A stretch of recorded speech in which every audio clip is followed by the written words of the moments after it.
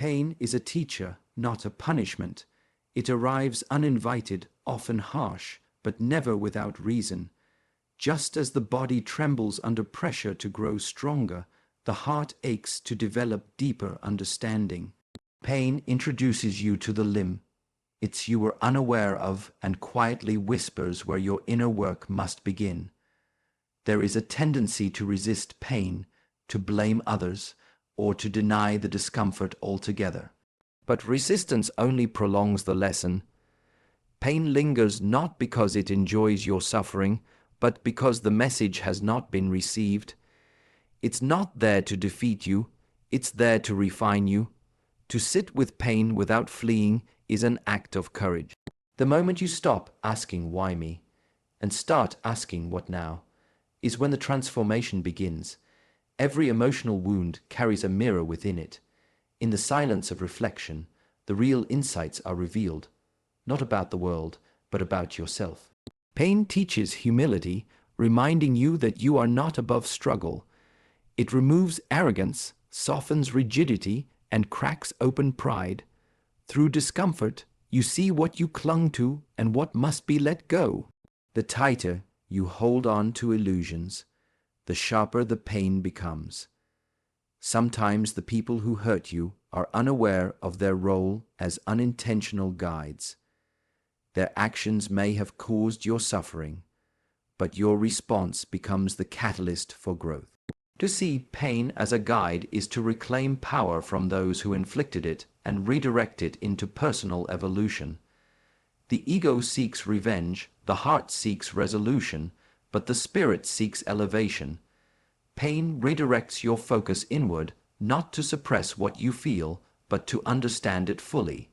In understanding, healing becomes possible, not because the wound disappears, but because you no longer identify with it.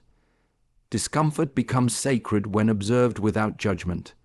Pain is not chaos, it is a compass. It points toward wounds left unattended, truths unspoken, and fears unhealed. When you follow its direction, you often find clarity hidden beneath what once felt unbearable. True mastery is not found in avoiding pain, but in allowing it to shape without destroying you. Let it burn what is false.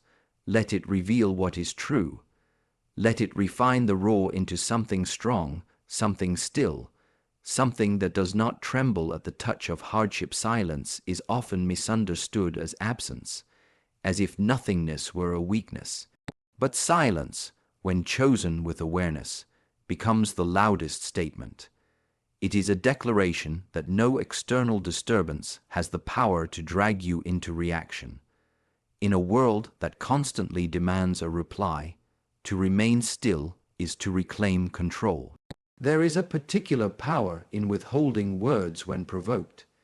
People expect retaliation, defense, or justification. But silence disarms the aggressor because it offers no resistance, no fuel for escalation. It interrupts the cycle of conflict and creates space for reflection, for truth, for the noise to collapse under its own weight. To stay silent does not mean to suppress truth. Rather, it is the conscious choice to elevate clarity above impulse. When the mind is still, words are no longer weapons but instruments of precision. Silence gathers strength where arguments scatter energy. It transforms tension into presence. The one who can remain silent while being misunderstood or judged is not passive but rooted. It takes inner discipline to observe chaos without joining it. Silence is the armor of those who have mastered their inner dialogue. It does not avoid the fire, it simply refuses to be consumed by it. When emotions rise and the impulse to react surges, silence becomes the pause that protects. Within that pause lives your ability to choose, not from fear, but from strength. This space between stimulus and response is where maturity is forged. Silence protects your energy from being traded for temporary relief. Words, once spoken, cannot be reclaimed. Silence holds their weight before they are released. It examines each one carefully, asking, is this necessary? Is this kind? In this way, Silence trains speech. It teaches restraint, not repression. It guards dignity in situations that try to strip it away. Silence is often mistaken for surrender, but it is the practice of listening beyond sound. To remain silent is to listen with the whole being, not only to others, but to the subtle movements within yourself. In silence, clarity emerges, and you begin to see not only what was said, but what was intended. Silence also reveals the noise within. When no words are spoken, the mind becomes louder. This confrontation is not easy, but it is essential. Only in silence do you meet the deeper patterns that drive your reactions. You begin to witness how little needs to be said, and how much needs to be understood. Clarity is often mistaken for simplicity, but true clarity is complex in its stillness. It is the result of deep inner work, a mind trained not to react, a heart disciplined not to be swayed by every emotion. When a person who lives in disorder encounters clarity, they do not understand it, and what is not understood becomes confusing. To be clear is not to speak more, but to carry an energy that is undeniable. When your actions are aligned, your words are few, and your presence is rooted. Those who function through manipulation or chaos become unsettled. Clarity disrupts patterns. It interrupts the expected and renders manipulation ineffective. A person expecting drama is disarmed by equanimity. Someone who throws confusion at others is bewildered when they receive no echo in return. This stillness, this unshakable clarity, is not passive. It is active non-engagement. And nothing is more confusing to those who live through control than someone who cannot be controlled. Clarity does not chase, does not prove, does not argue. It simply is, and this being becomes the very element that shakes the ground of those who rely on others' instability to feel powerful. When you are rooted in what you no longer feel the urge to be loud. Silence then becomes sharper than any spoken defense. Confusion arises in others when your choices are no longer fueled by their expectations. When you stop explaining, stop defending, stop reacting, those who once held sway over your emotions are left with a space they do not know how to fill. They expected fire and met air. They expected resistance and met stillness. Clarity reveals, it does not try to convince, and in revealing, it shines light on shadows others are not ready to confront. People who live in confusion become uncomfortable when clarity walks into the room. They no longer know their role. Their methods lose power. Their games have no opponent. There is an order that lives in clarity, a rhythm that does not match the erratic beats of chaos. And so, the clearer you become, the more confusing you appear to those who have never met calm without pretense. Your calmness is misunderstood as cold. Your silence is mistaken for superiority. Your detachment feels like rejection. But clarity is never about the other. It is the result of self-inquiry, of honesty, of walking through your own fog until the path becomes visible again. When you operate from that space, even your stillness speaks. And to those who seek control, this becomes the greatest confusion they encounter. Detachment is often misjudged as emotional coldness. But it is not the absence of feeling. It is the refinement of it. It does not mean you stop caring. It means you stop clinging. It is the ability to observe without being consumed, to feel without drowning, to love without losing yourself. In a world where intensity is often mistaken for connection, detachment becomes a rare discipline. It is not disconnection, but discernment. You learn where your emotions belong and where they do not.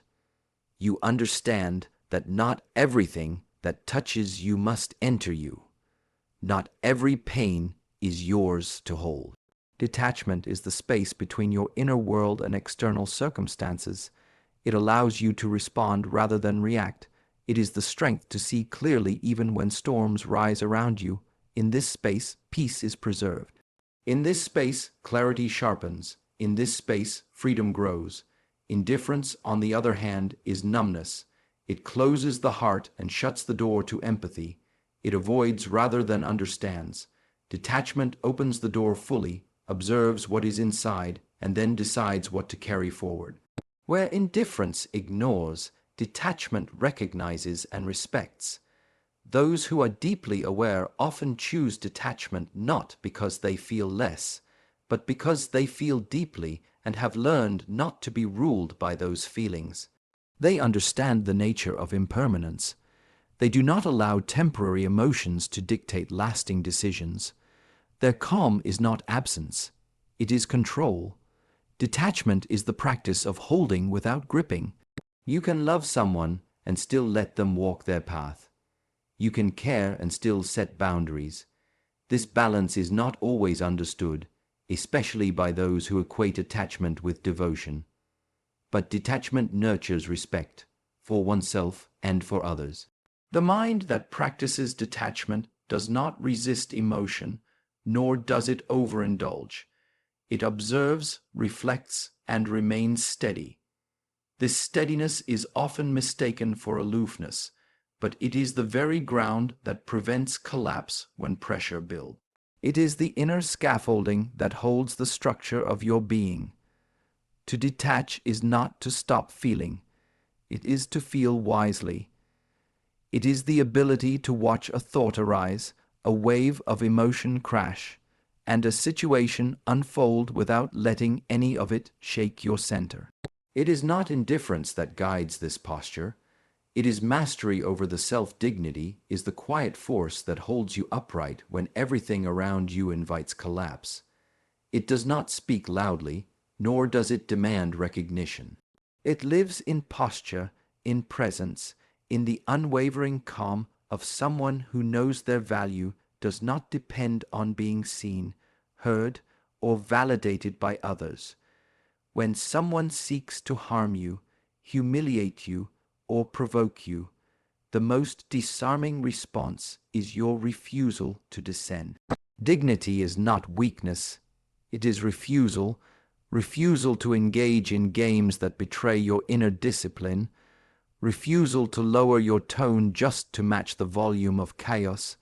The person who maintains their dignity while being challenged is not passive, they are precise. Dignity is the shield that protects your integrity.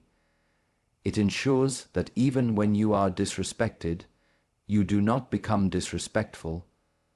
It is a choice to let your composure speak louder than your emotions. In moments of hurt, the ego rises quickly. It wants to retaliate, to shout, to justify.